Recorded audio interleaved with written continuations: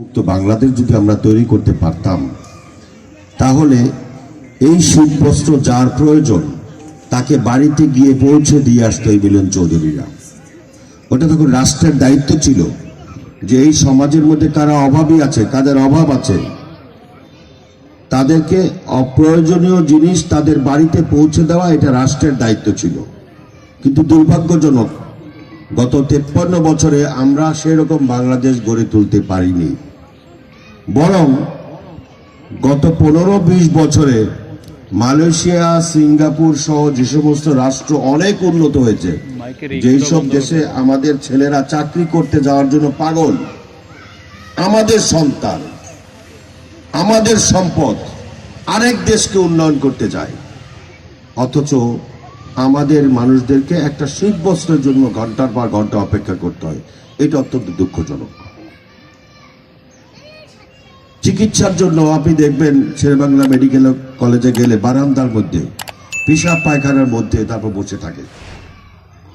একটা সুস্থ মানুষও যদি ওখানে থাকে তবু অসুস্থ হয়ে যাওয়ার কথা।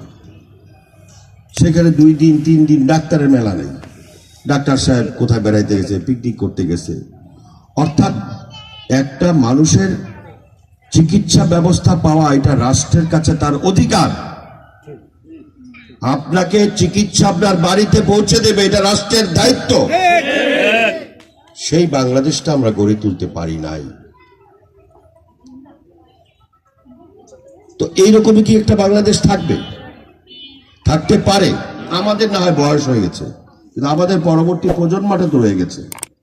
সেই পরবর্তী প্রজন্ম এবং পরবর্তীতে বাংলাদেশ যাতে, সিঙ্গাপুর মালয়েশিয়ারা কিন্তু আমাদের থেকে একসময় অনেক গরিব ছিল, সেই সিঙ্গাপুর মালয়েশিয়ার মানসম্মত বাংলাদেশ যাতে গড়ে তুলতে পারেন, সেই জন্য আমাদের নেতা জনাব তারেক রহমান সাহেব আগামী দিনের সন্ত্রাস, নৈরাজ্যমুক্ত, দুর্নীতিমুক্ত একটি বাংলাদেশ গঠন করার লক্ষ্যে এই যে 31 দফা রাষ্ট্র কাঠামো ঘোষণা করেছেন তিনি দেশের বাইরে আওয়ামী লীগের ষড়যন্ত্রের কারণে 17 বছর লন্ডনে আছেন। তাকে মামলা দিয়ে দেশে আসতে দেওয়া হয় নাই। তাকে ফাঁসিতে ঝুলানোর চেষ্টা করেছে হাসিনা, তাকে চেষ্টা করেছে বাংলাদেশে তাকে রাজনীতি থেকে যাতে চিরদিনের জন্য নস্যাৎ করা যায় সেই চেষ্টা চালিয়েছে। কিন্তু আমাদের কিন্তু একটা লাভ হয়েছে। সেই লাভটা হলো আমরা আগামী দিনে যাকে নিয়ে স্বপ্ন দেখি, আমাদের যিনি নেতা, বিএনপির ভারপ্রাপ্ত চেয়ারম্যান, যিনি আগামী দিনে বাংলাদেশকে নেতৃত্ব দেবেন, তিনি উন্নত একটা দেশে 17 বছর থেকে তিনি নিজে নিজে চিন্তা করেছেন আমাদের দেশের লোকেরা তো চিকিৎসার জন্য ধুকে ধুকে মারা যায়। উনি লন্ডনে বসে দেখেছেন যে একজন মানুষ যদি অসুস্থ হয়ে যায় তাদের একটা হটলাইন আছে, ওই হটলাইনে ফোন করলে সাথে সাথে অ্যাম্বুলেন্স এসে সেই রোগীকে অ্যাম্বুলেন্সে নিয়ে যাবে এবং তাকে গিয়ে যথাযথ চিকিৎসা শেষে সুস্থ করে তাকে বাড়িতে পৌঁছে দিবে। তার টেস্টের টাকা আছে কিনা, ডাক্তারের টাকা আছে কিনা সেটা দেখতে হবে, এটা রাষ্ট্রের দায়িত্ব। আমরা চাই না সেরকম একটা বাংলাদেশ গড়ে উঠে।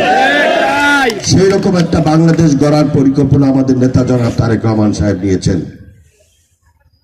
সেই জন্যই উনি এই গতানুগতিক যে রাজনীতি ছিল সেই রাজনীতি পরিবর্তন করে আগামী দিনের একটি উন্নত বাংলাদেশ গঠন করার লক্ষ্যে আপনাদের কাছে 31 দফা কর্মসূচি দিয়েছেন। আপনাদের যারা শীতবস্ত্র নেবেন তাদেরকে আমরা একটি করে 31 দফার কর্মসূচি, এটা শুধু ঘোষণা না, আপনাদেরকে দিয়েছেন।